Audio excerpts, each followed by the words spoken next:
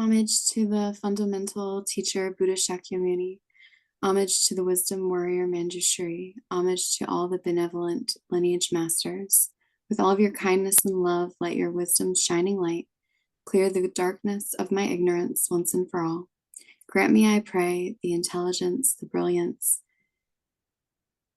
to understand the scriptures, both the word and the treatises. Until awakening, I take refuge in the Buddha, Dharma, and Sangha. To accomplish the welfare of self and others, I give rise to bodhicitta.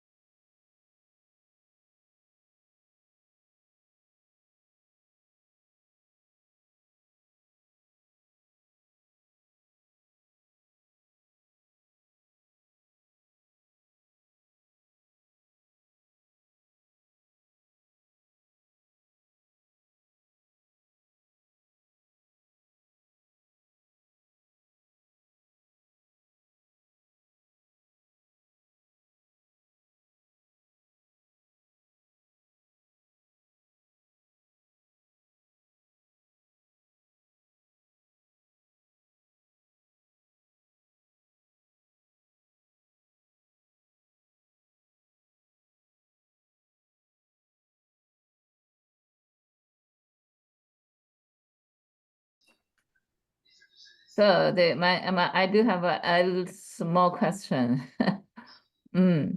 So come over several methods here for to get yourself familiar with when you face the suffering. What would you choose?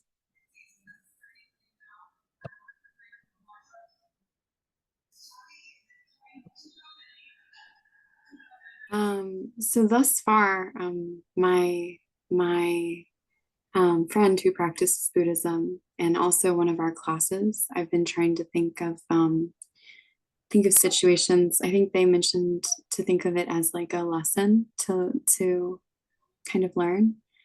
I've been trying to think that way. But I think this reading gave a lot more tools to and how to kind of view it. I quite like his recognition of impermanence. I think that is really an impactful kind of way of thinking when going through suffering. Because I think when you're suffering, it does feel quite, even it's not permanent. Of course, nothing is permanent. It feels quite permanent when you're in the emotions of it. Mm.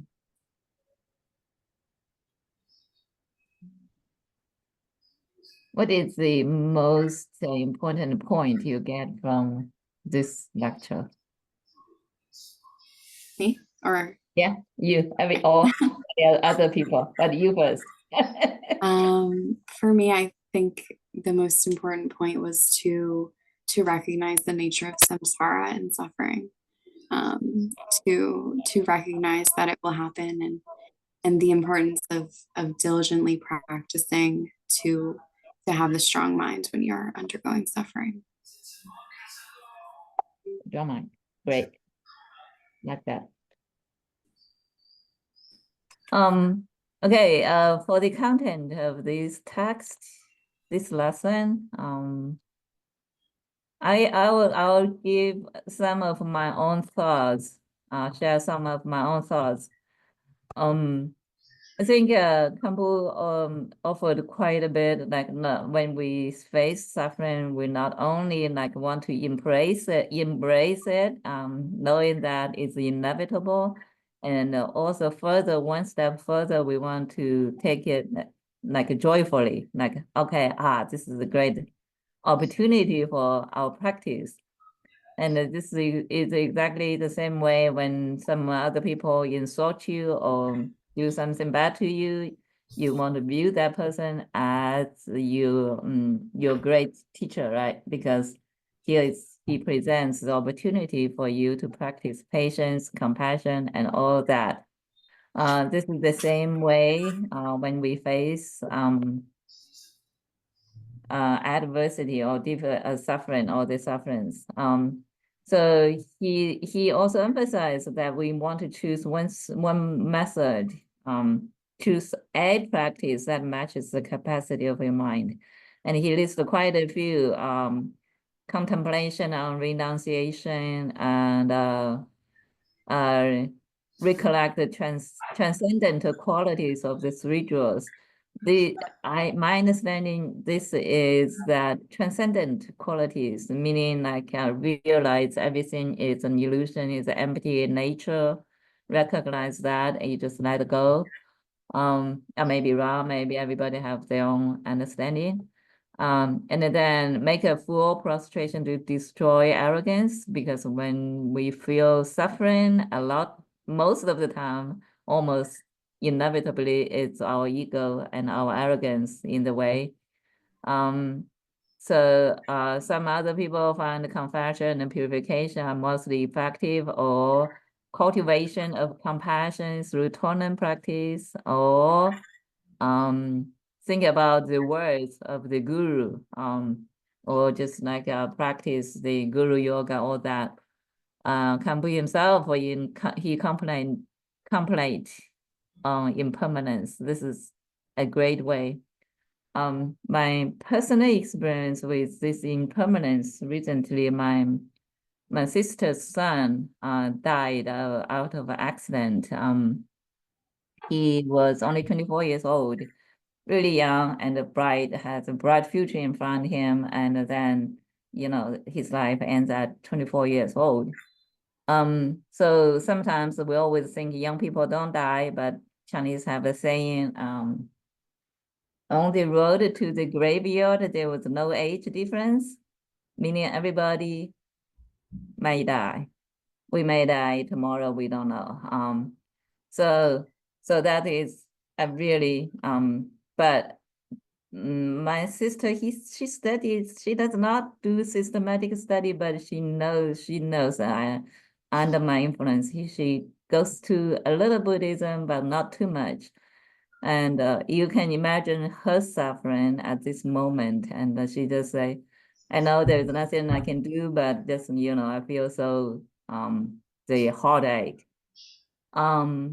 Yeah, but still she did very well. She recited mantras and all that for her son.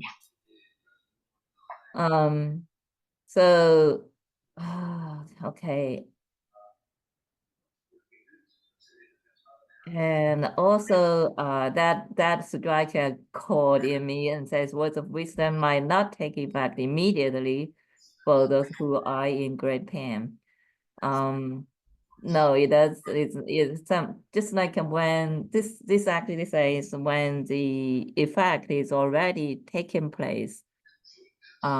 Like we are already take the rebirth as a human being, so we cannot really transcend ourselves instantly into a celestial being, right? We or become an animal or whatever. So this is kind of in that effect has already matured. So we cannot immediately change that, but we can prevent but this also says when suffering already happened, it's difficult to really change this whatever already happened. But we can do something to prevent the future sufferings to happen, or we can turn our mind to relieve actually our own suffering, because suffering always is not the problem itself, but it's the mind, how the mind perceives it. Yeah, that's my few cents, 2 cents. I'll leave the chance either to the question or for other people to share their thoughts. Yes. Your sister already practicing Buddhism She before her son passed away, had the accident. she makes offerings to the temples, and she read the little sutras and do a little mantra, but she never really systematically studied it.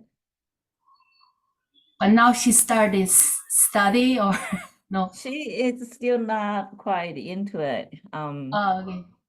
Oh. I think I want to try to find a place for her to study, but it's not very optimistic in China. I know some groups, they have group study, but they don't want to take people from other cities. They only want to take local people. Yeah. I have some idea. Yeah. Thank you. Okay, I know we have a few of us that's from the Chinese study sessions. If we go this way, it is important, or just as a tradition, that we find a kind of standard answer somewhere. So the questions were given to everyone a couple of days ahead. So hopefully everyone, after reading the test, listening to the video, audio, and then be able to find some of those answers somewhere. It could be short. It's always important. I know sometimes compare it with a free discussion, it's kind of little serious and may even be boring. But over many years, I found that's very beneficial to everyone too. Like finding the correct / standard answer is important. Maybe if you can't, that's fine. But I think let's make majority of the discussion on finding those answers and talk around those answers. I think that will go one of the best way to benefit. But if not, we can have open discussion until we're used to that way. Is this good? Okay, good. Let me repeat. So the Chinese class, we take such a format. So we go for the opening prayer, and then the person will have a host, and then we have a student to summarize the content of the text, and then we have questions like this for everybody to discuss. And then in the end, if we have time, we may go a little bit over other topics, but mostly we focus on the content of this text. All right, so this is the Chinese study format. So, okay, let's go back to our questions.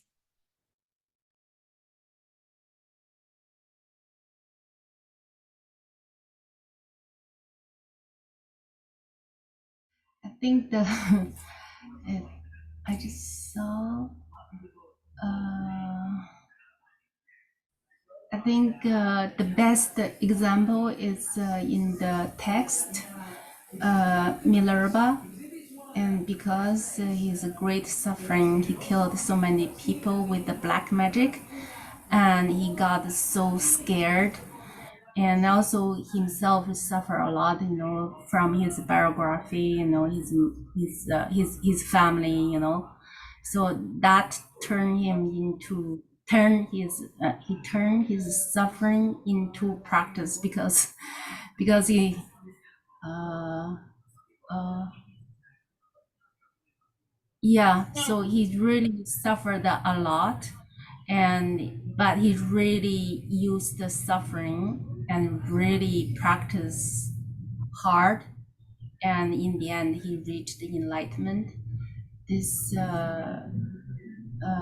I just saw from the text because I reviewed the text like 2 weeks ago, and then 2 weeks it was kind of wandering everywhere. I almost forgot what I read.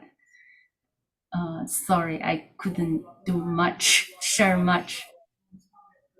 Oh, okay. How are you doing About on the this second, aspect? I think yeah. I can share a little bit, okay, on this. As a person, almost reached to 50, really understand what is suffering, and also all and also Sudaji Rinpoche in the teaching he gave a lot, and I know he had a surgery, and he had many criticisms. He received a lot of criticisms, and he was really using those as opportunity to practice. This is a great example for me because I have a lot of suffering as well, and when I see these examples, I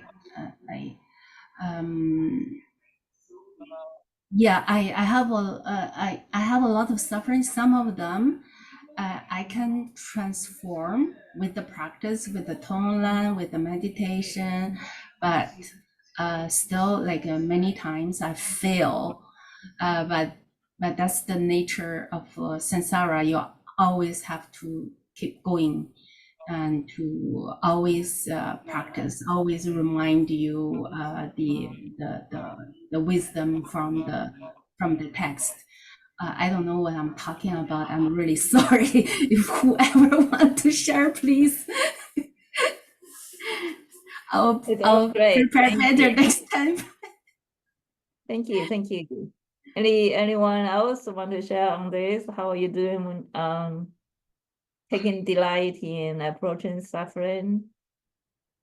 I think it's super important that we realize the nature of the samsara. It is suffering. So when we realize that whatever happened, it's much easier to accept, right? And also depends on the what happened.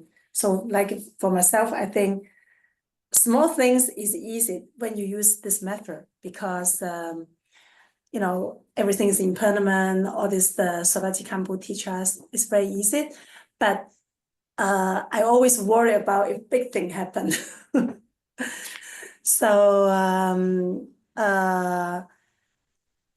that's why I think it's very important to practice more before any big thing happen, because I'm not that level yet. I cannot just turn everything, just think I can enjoy it, or I can turn into on the path of enlightenment. That's my level right now. I just want to share this part.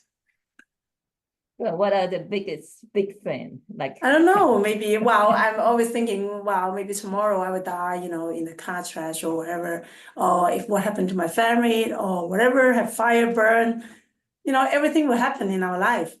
So at my stage now, I'm not looking for it. That's what I try to say. But at the meantime, I think it's very important. We have to understand everything that the Khenpo teach us. And because no matter what, I'm sure it will happen. Because like in the book, a lot of things is easy. For example, oh, it's too hot, it's too cold, I'm hungry, or somebody said bad thing to me, or I met bad people. That is very easy after we study and we just use the method.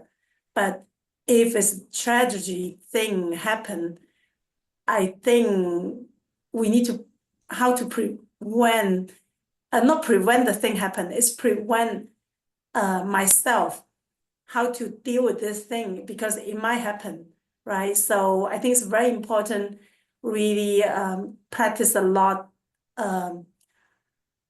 all this that Sodargye Khenpo taught us. Yeah.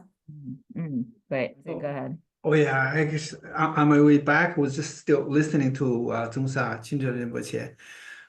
I presume everyone is familiar with this example, like a sand castle. As a human being, as a person, we grow from like child, young age to adult, through the different phase of different age, our perspective, the way we perceive things change. Now, no more. Everyone in this classroom won't cry if somebody broke one of your toy, depending on what toy, right? If you have a Ferrari, somebody broke it, and then you may still want to cry or get angry. But like little things, sandcastle. But for a person, the way to grow is natural, just through time. But in order to grow or change that perspective, change that way we perceive things, the best way is through these studies, like what we're doing now. My personal experience also the same. Of course, even at a certain age, there are things you care about, there are people you care about, and then there are things and people you don't, right? Some people care about their children, somebody care about parents, somebody care about grandparents or one of the grandparents. I can lose anyone, but not my grandma, and things like that. I think it was for me back to 10 years ago, maybe anything related to HR, and that's very important to me. Your title, your whatever. Anything that didn't meet your expectation, you could spend night or two, no good sleep, things like that. Of course, very much thanks to Khenpo and all these teachings, authentic teachings, and I definitely could see the change on myself. You get less and less less concerned, even if the same thing happened, or even the time that you get angry also can diminish, become shorter and shorter, and things like that. I guess the conclusion is these kind of study work the best for me, and I believe work for many of us too. Yeah. Thanks.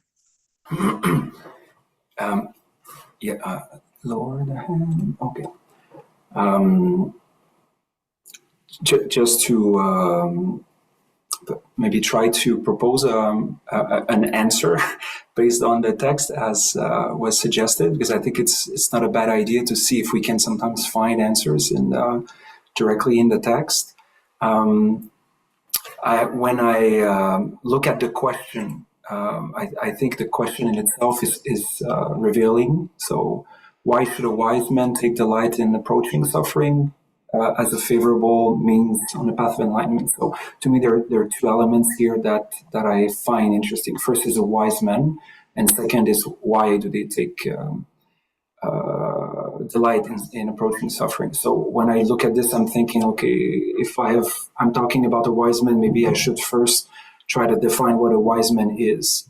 And then on page 91, 92, we have an answer, but especially I think it's good to start with the opposite of a wise man.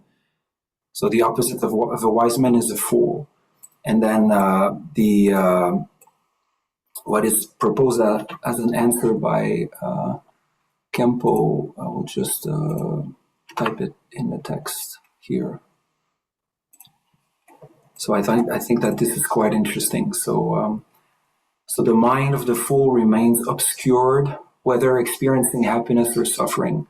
Such a person finds nothing to reflect on regardless of their experience and remains muddle-headed all day long, making no progress and reaping no benefit. The fool is easily overwhelmed by the fluctuations of suffering and happiness. There will never be the right time to embark on practice. This is because when you are happy, you are distracted by external things that bring you pleasure. And when you're anxious and suffering, you don't have the energy to focus on your practice. As a result, reacting to either happiness or suffering does not create a favorable condition to engage in Dharma practice. So when I look at this first, I'm asking myself, do I qualify as a fool or do I qualify as a wise? And then if I look at the definition of the wise, so the wise is this. In the face of a negative situation, the mind of a wise man remains undisturbed.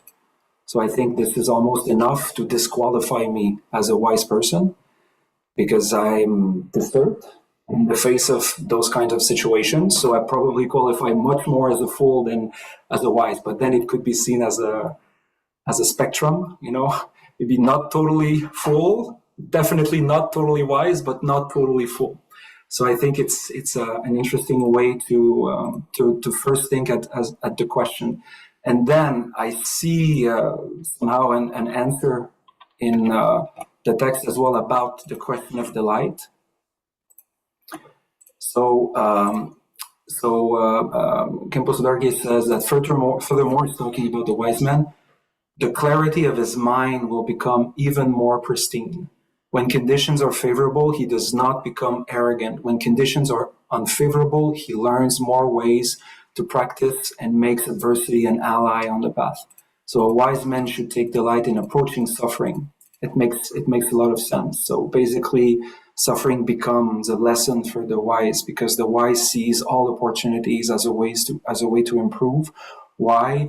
Because the wise is not distracted by either pleasure or pain. The wise is able to remain in the present moment and has enough presence of mind to see things and use things on the path. So it is definitely a delight when you're at this kind of level, because everything that presents itself to you is a source of practice and a source of growth on the path. So that would be my attempt at answering the question from the text. I don't know if it qualifies as a sufficient answer, but something like this at least I would formulate. Perfect. We consider this as the standard answer. Just add a little bit. So whoever is hosting is supposed to find, or at least, right, give a little bit of summary on each, and by end of the discussion of one question, give some of this kind of standard answer. Let's say, make it short. That good? Yeah, good idea. Yeah. Okay. What do Just same as our Chinese sessions.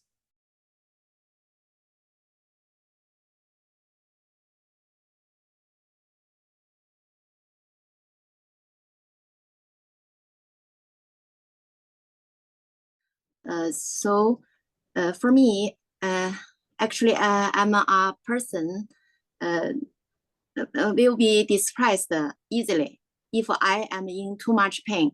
And if I am too happy, I will actually distracted so much. So for me, I cannot cultivate when I am too pain and or too happy. So if too happy, I will be lost very easily. So I hope that I will not be in my life. I will be not very happy all the time because I will be lost. But also I don't want too much pain together come to me. So I'm not very brave. I hope that this pain should little by little. When I practice more, I will be very brave and I will be strong. So at that time, I hope the pain can be stronger. Then I think I will be stronger. Also, I can learn more. And also, for example, before when I in the life when I have personally meet some life situation and get some pressure, I will use the for example, I will practice the impermanence. Use the impermanence to remind me that this pressure and the difficulties are only temporary and will not change over the time. So in this way, even the mistakes or things go wrong at work, I can use impermanent thinking to relieve my anxieties and maintain like a positive attitude towards life. This is before when I meet Buddha teaching before. But now, now I learn more. So I practice this compassion, of course, and I learn Buddhist Tava. So after some practice, I feel my heart not always thinking myself. When I thinking on myself, only thinking on myself, I use impermanence to practice. But now, when I practice compassion, so when I meet some difficulties or I see some, for example, very poor animals or some poor people, I always thinking, if my kids, if have the situation like this, my heart will hurt. So I always thinking about that. So I don't want anybody be hurt. Even some people hurt me, I really don't want he or her be hurt. So I use this because my heart now larger than before. So now I can use the compassion to practice. But before I'm very selfish. So I cannot use compassion because some people, if hurt me so much, I very difficult for me to give the real wish, good wish to him. But now it's totally different. So from this, I think people in different stage should choose different ways to practice. This is very helpful. From our text, from our text also, there's some text mention about should choose a practice suits their own mind. So it can give you energy continuously. Yeah, that's all. Thank you. Thank you. Very good point. And glad to see you making progress from, the beginning and now the compassion and then that goal of self and going more towards others, but developing bodhicitta. All great. Just to add a little bit of a background, she didn't say anything to me, but there's happened to be someone from the same city happened to live in my house.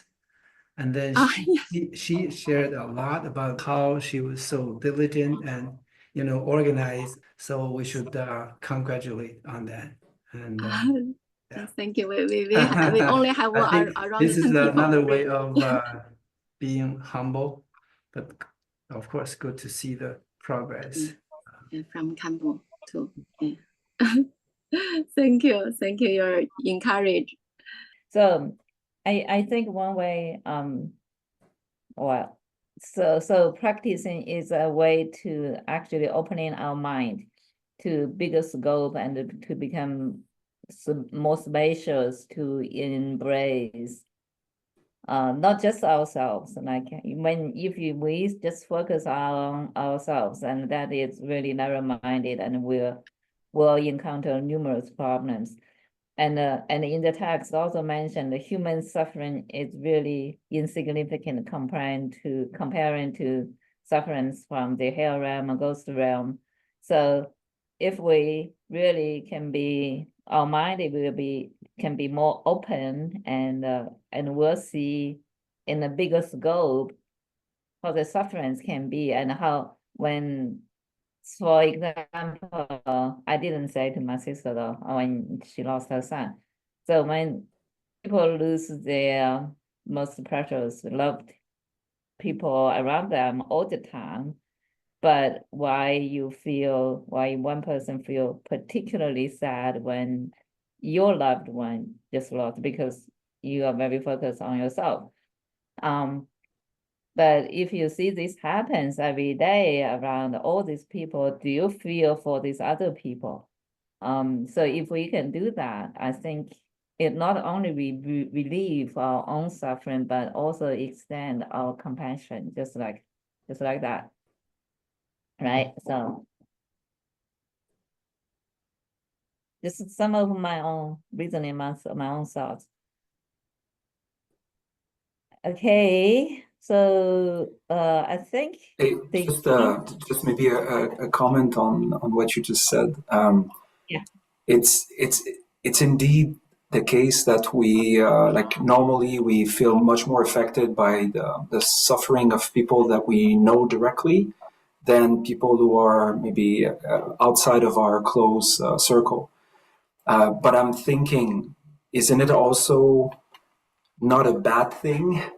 Because when you have an ordinary mind that is affected by circumstances, imagine if you would care as much for people you don't know than for people you know. Imagine how unbearable this would be, because it means that everybody's suffering around us would affect us as much as if it was the suffering of our own parent or our own child.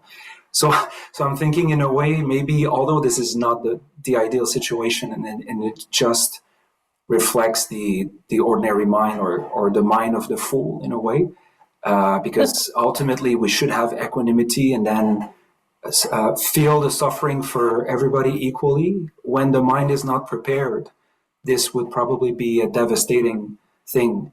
And then I see from people around me who, for instance, watch the news a lot, and then they look at a lot of the things that happen in different parts of the world, and then they become extremely affected negatively emotionally by what's happening in the world. I don't know if it's a good thing. Like, it's not necessarily a good thing because their mind is not prepared to handle this suffering that is everywhere. So I don't know. It's just something that popped in my mind when you were talking about this. So I don't know if anyone has any agrees or disagrees with this. That's an excellent point. I was just talking to another friend actually today, earlier today. So when this kicks in, this shows you great compassion. When you compassion, your emotion. So what we Mahayana Buddhism need to practice on is not only the compassion and this emotional, the feel suffering. We also need to have the wisdom, right? This is where the wisdom needs to kick in. So you need to review this as like a little bit more transcendent manner. Just this is the illusion. This is empty in nature. I think that will be the right way. You need to walk with two legs. That's what it means. Like Mahayana Buddhism always emphasize compassion, which is bodhicitta, and emptiness, wisdom, right? So we need to develop equally on two sides. I would think. Not, of course, not always. When in the practice, there is always one side goes first. You need to move one leg first, but the other leg needs to follow up.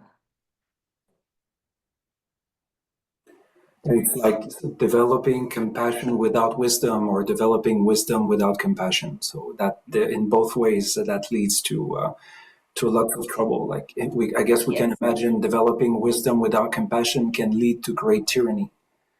Because if you don't have any thought of others, then you can become very cold and extremely analytic, and then basically with no care for other people's suffering. And then the other way around would be maybe what I was talking about before. If you have a lot of compassion but no wisdom, then just compassion can just hurt you, like hit you, right? And then you don't necessarily have the means to handle this great suffering that is everywhere. Exactly. Your conversation reminded me of the book Lean In by the COO of Facebook. What's her name? Sandberg, something Sandberg. I think. Sheryl Sandberg. So she wrote the book Lean In about 5 or 6 years ago, before the pandemic, definitely. It was the main theme was for women leaders to lean in fully to your work. And I totally agreed with the book at that time. But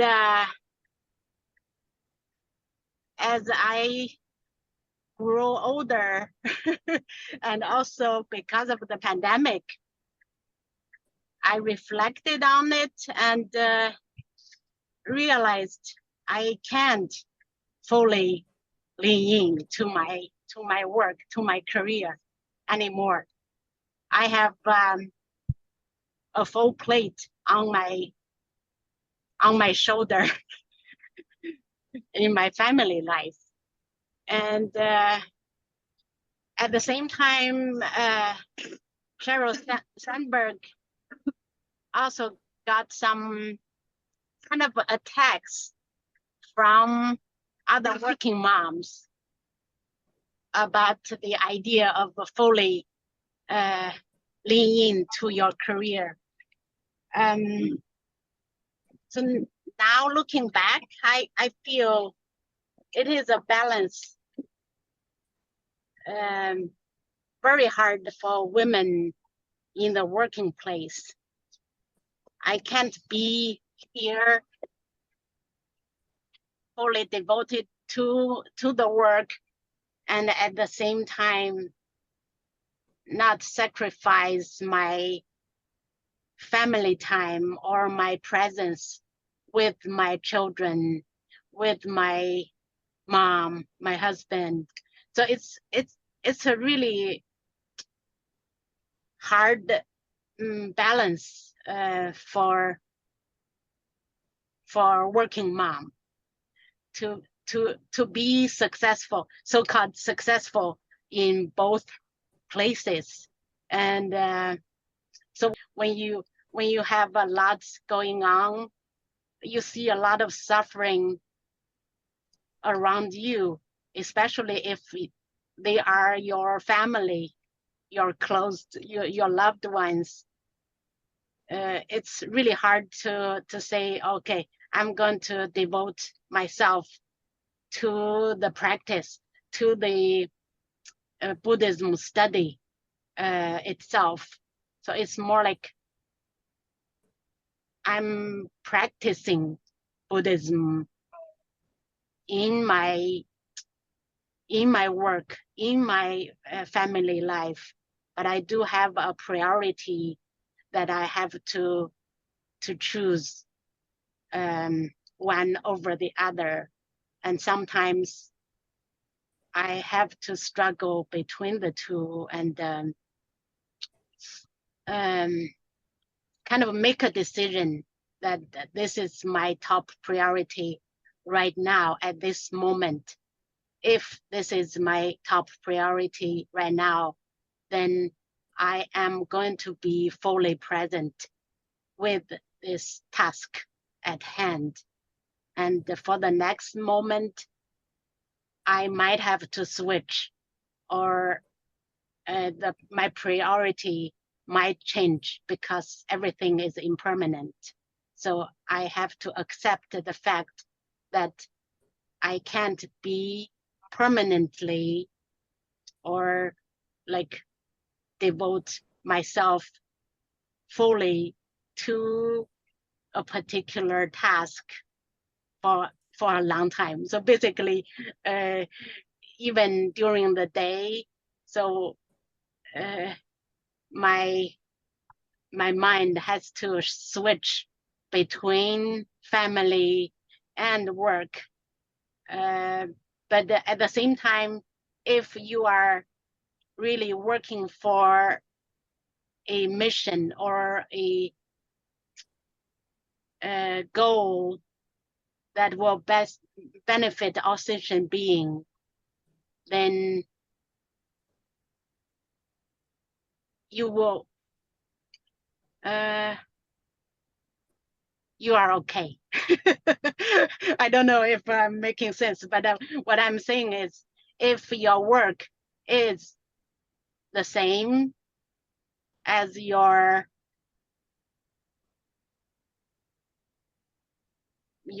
family, if the goal is to benefit all sentient being anyway, it's just which part of the sentient being is taking priority at a particular moment. Maybe that's what I'm saying. There are, in Buddhism study, there are lots of skillful means, like making aspiration, for example, right? Waking up, making aspiration, I do everything today, including work, chores, whatever, for the liberation of sentient beings. Maybe you, again, when making these big, like all the sentient beings thing, is sometimes pretty vague. I think it is also okay to make a little bit more specific or particular. Sometimes you do this tonglen for mother, for friends, that's okay. But doing for the enemy, somebody really hurts you, it's hard. So depending where you are, make some aspiration. Of course, making an aspiration to liberate all sentient beings is always good. And make that aspiration, do whatever you do, you need to do. Those are all accumulation of merits, and maybe also wisdom also. I think these are one of the skillful means. when given some time, we may find things are changed. You'll be able to even focus more, spend more time for the specific study. Yeah, things like that. So. All right. So just I think everybody think about practicing the practice matching the capacity of one's mind, and it may change with your practice. And once you truly realize a little bit illusory physical world, you may be able to use that kind of method. But before that, you can always use whatever impermanence, meditation, compassion, everything. So it may not be one method forever. It may change. Just know your own capacity and choose what works for you at the time.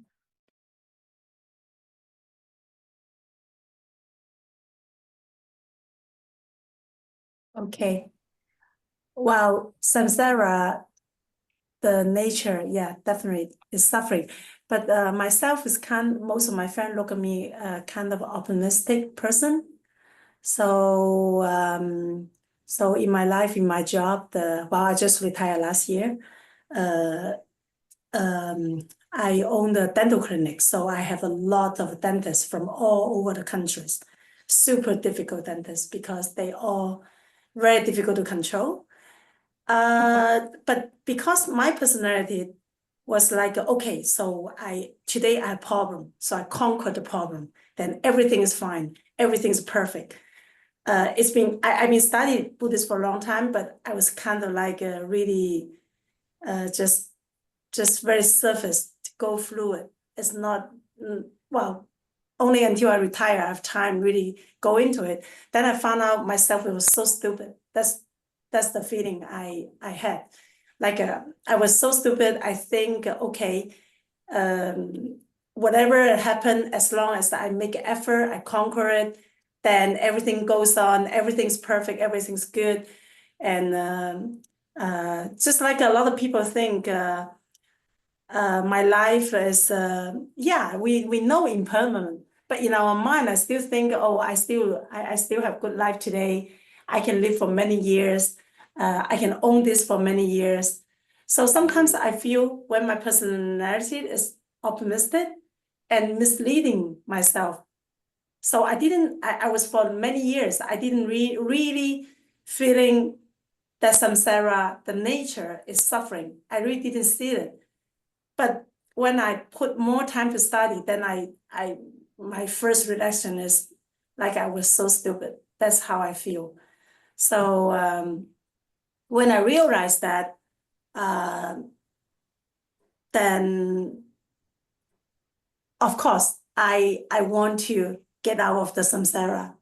So how I use it as a way for renunciation, right?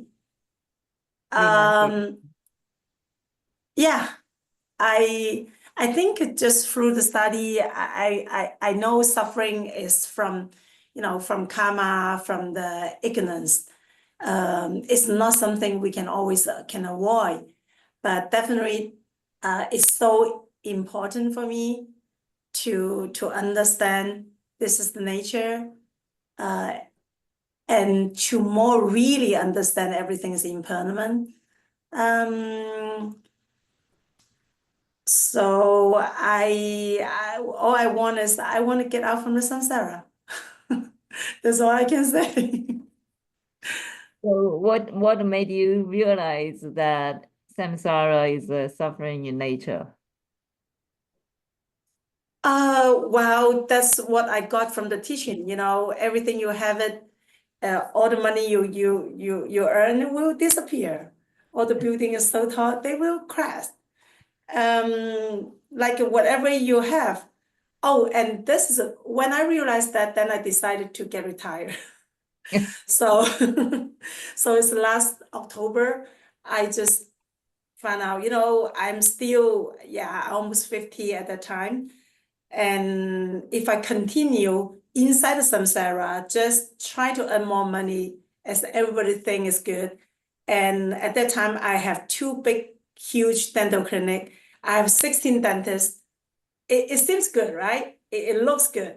And I started from nothing and then build up my empire. So when I decided, I said, no, I'm going to sell everything. I'm going to get retired. I'm going to study Buddhist. It just last year, October. And all my friends, whatever, they just like, why, you have such a big empire. You've been working hard. I work so hard, to be honest. I've been working hard for the past, how many years? 14 years.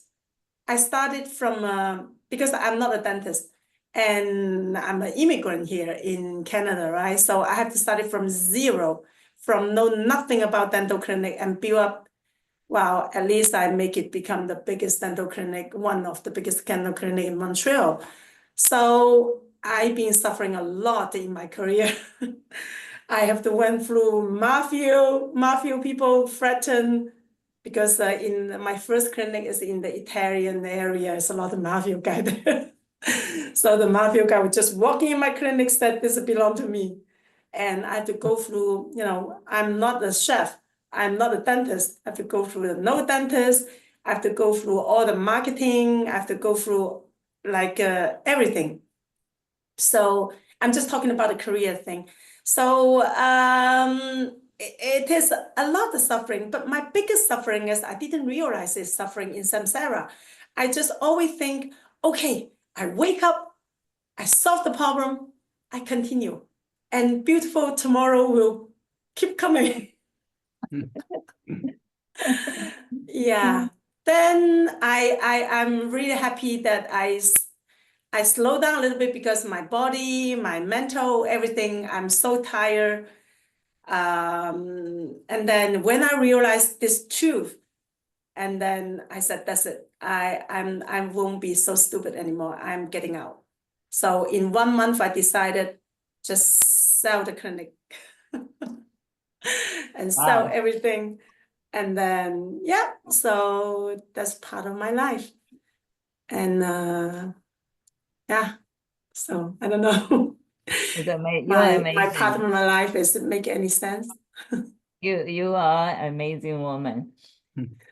Can I make a quick comment here? Maybe I'll wake up too late, I don't know, maybe I will die tomorrow. But it really, it clicked. When I study cause and effect, it clicked in my head. I'm just like, what am I doing here? So I just decided, when I start, I still healthy. I don't know, tomorrow I'm not healthy anymore. I just want to take my, my chance on my last breath to study Buddhist. Yeah, that's how I understand samsara right now. And I want to get out of it. Yeah. I think that's a perfect explanation or answer to this question. I believe the question here is not only suffering, because suffering is easier. Remember last time we were sharing Zongsa Rinpoche's word. Everyone want to get, renounce or, rid of the suffering, but not many want to get rid of the happiness. However, by nature here, why the inherent nature of samsara is suffering, because those kind of happiness is suffering too, or they are the cause of the suffering, or we can say it's suffering already in the same time. Maybe, okay, after I build this empire, all this success, things will be good. But when you really have finished that, you found, okay, this is at the cost of that, and those are the cost of those, which usually much bigger than what you get. I think that's one of the reasons we say that the samsara is suffering in nature. Again, when using suffering as a way of renunciation, also, I believe I can see that Lily did a good job also, because when you just see the change of the body conditions, honestly, given maybe 100 people, maybe there's only 1 or 2 can realize will connect this to the renunciation. Others, okay, I'll find a doctor, fix this body, make it a new car again, and then I will start over, right? That's the 99 chance of people. But using this as a renunciation or the alarm is a kind of a wisdom also, or this is a blessing of the of our masters too. Yeah, just my comment on this. Thanks. I want to applaud for your realization and also for your reflection about what happened in your life. I kind of went through the same thing as you. I was the head of statistical programming for a small startup company for 3 years until last year. The company kind of collapsed and everyone was let go, and I was happily kind of removed from the samsara of working. So since then, I was lucky enough to met and many other teachers in life, and studied Buddhism and studied Ashtanga Yoga, which by itself is a branch of Buddhism, I would say. So did a lot of reflection and a lot of learning about philosophy, actually. And sometimes it's philosophy, sometimes it is psychology, sometimes it is even human body, anatomy stuff. So made me realize a lot of things about my own habit and my own kind of like 习气. Like even at Ashtanga Yoga, I want to be the best yogi. I want to do this and I want to do that, which made me realize, okay, so that is my innate or almost like my own karma. It could also be my own, because of my own upbringing from the 70s in China. So anyway, that's the experience I share with you in common. And right now, I'm thinking how to use suffering as a way for renunciation is actually to be able to realize this, but use our strength for the work we are passionate about. Yeah, that's the way to kind of transfer suffering into positive work that benefit our sentient being.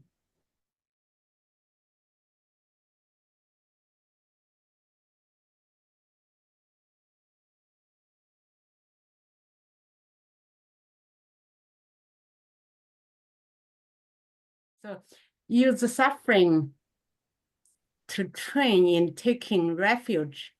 So firstly, let's define what does taking refuge mean. Yeah, at the very beginning, I thought taking refuge means I have to choose my guru. I have to choose a religion. I have to choose a faith in order to say I am a Buddhist, I am a Ashtanga yogi, or whatever label you have. But now I feel it's just faith, trust in the process. So I have faith in the future. I think I am still hopeful for the future of a human being. And we are undergoing a lot of hardship right now in the world. There are war and there are environmental problems and global warming and all the disasters going on in the world, and a lot of suffering are manifesting themselves. But So yeah, what would be human beings' refuge for that? I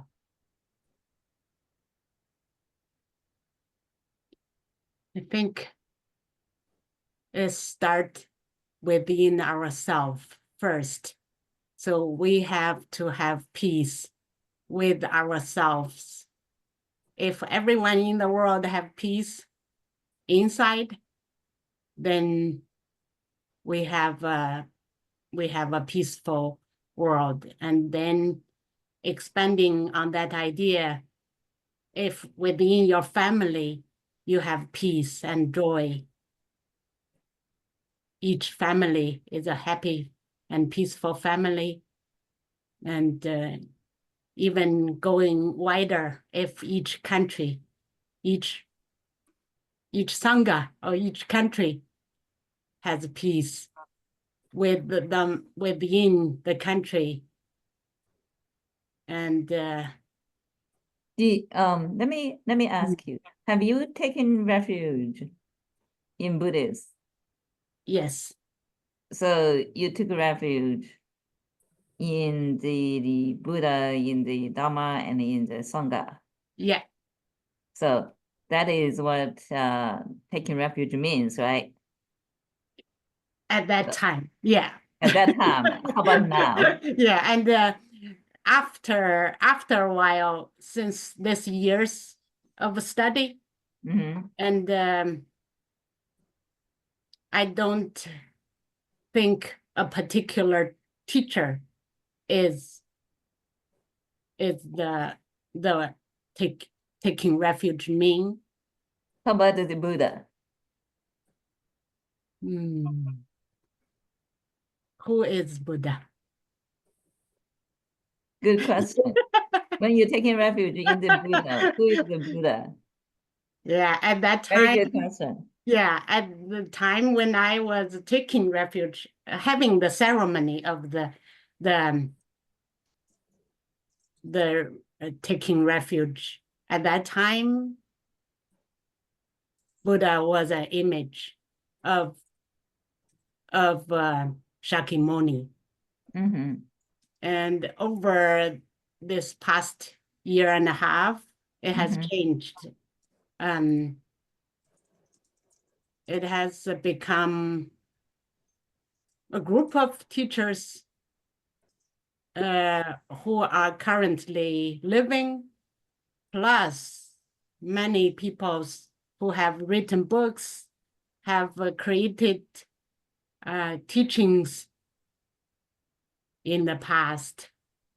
It could be someone who has long gone, like an ancient master, like Confucius or Zhuangzi or whoever, or even ancient Greek philosophers. So in general, so my idea of Buddha has changed, and eventually, I think the Buddha is within each one of us, and that's when I realized the Buddha nature, what it means to have a Buddha nature within each one of us. And it has been kind of hidden because of our education or upbringing or environment when we grow up. So in short, so the Buddha right now it's everyone inside, our nature of our Buddha nature inside. So Yeah. by definition, let me recite. If I remember, not word to word. By definition of taking refuge in the Buddha, that means you are not going to seek refuge from any other non-Buddhist teachers. This is the definition of taking refuge in the Buddha. So I'm not quite sure. That's okay. Anything in this Buddhism, let's say minimum or traditionally have 4 levels of meanings. There's outer, inner, secret, and extreme secret. I think when doing the extreme secret, when we're talking Buddha nature of oneself, we just taking refuge to ourselves. However, to beginners, if we say, let's take refuge to ourselves, it wouldn't work. that doesn't sound like to many people that were good, right? You have to go to a certain school, starting a certain kindergarten and things like that. That's why when we take refuge, is taking refuge, and also that's why there's those like restrictions, right? You take this to the Buddha, you don't take refuge to any other whatever masters. However, this also may sound like a very Christianity or many other religions, right? So don't misunderstand. But again, to begin with, it is good just to take refuge with the Buddha or with the guru that you have confidence with. I think again, let's say this is the outer, right? And then you go more inside, and then you understand what is real mind, what is truth or reality. However, realization, whatever term that you use, again, that's the true nature or Buddha nature. Buddha nature, to many people, if you talk Buddha nature today, people may think there's some kind of physical thing in our head. That's the Buddha nature, right? Maybe there's a pole somewhere in the body. So again, depending on the level that we study, and then we use different kind of refuge too. Just a tiny little thing that I would like to add to this, because this is actually, in a way, one of the easiest thing to do, and at the same time one of the hardest things to do in Buddhism. So it's very easy to take refuge and then or get like a ritual in which you take refuge and okay, I have officially taken refuge. What does that mean? Probably about nothing, or that doesn't mean much. Because actually some people use the term taking refuge, but there are other translations, which is to go for refuge. And I think that going for refuge is a more appropriate way of talking about the relationship we have with refuge than taking refuge. Because going for refuge means going in a direction where the refuge is. And then at the beginning, being in the refuge is not there. We say it in our minds, it's something that we can say out loud, but feeling it inside deeply that, yes, I see that in the Buddha or in the Buddha's teachings and in the masters that I follow, all the answers are there. And ultimately, I realized that all the answers are there because they're all already inside of me. But this is a process that takes a long, long time to, or I guess for some people it can be faster. But if I just take my case, it's something that I feel that is growing. But to say that I took refuge, no. But I'm going in the direction of taking refuge. And then the more I look at myself, the more I look at my mind, the more I look at the outside external environment, the more I see that there is no other place to take refuge. Because there is nothing within samsara that can be the solution to samsara. The solution has to be from a source that is not polluted by samsara. So this is this idea of refuge. So we go for refuge in a sense that more and more we practice, the more and more we study, we contemplate and meditate, the more and more we start to understand that indeed the answers to the questions reside there. So eventually it can become the true source of refuge. And when it will be the true refuge, is because we will have all the answers and then we will be enlightened. And then, as Khenpo says at some point, I don't know if I will find it again, but where is it? I wrote it down somewhere. Sorry. When our view is right and our conduct is in accord with that view, humans and non-human beings will venerate us with their support. So this is a form of manifestation that the refuge is actually really starting to take place. And eventually, we will become a source of refuge for other living beings, because that refuge will be solidly in place in who we are and how we see the world and how we conduct ourselves through body, speech, and mind. At least that's my understanding. This is a very, very profound topic, the notion of refuge, and it requires a lot of work and years and years and years and maybe lifetimes after lifetimes after lifetimes to eventually get to that perfect level of refuge. But this is very important topic. Ultimately, when we take refuge to the Buddha nature in ourselves. But for the beginners, when the teacher actually give the refuge vows, there is a specific requirement. So just know your own practice level, so you can be accurately kind of place yourself in that place.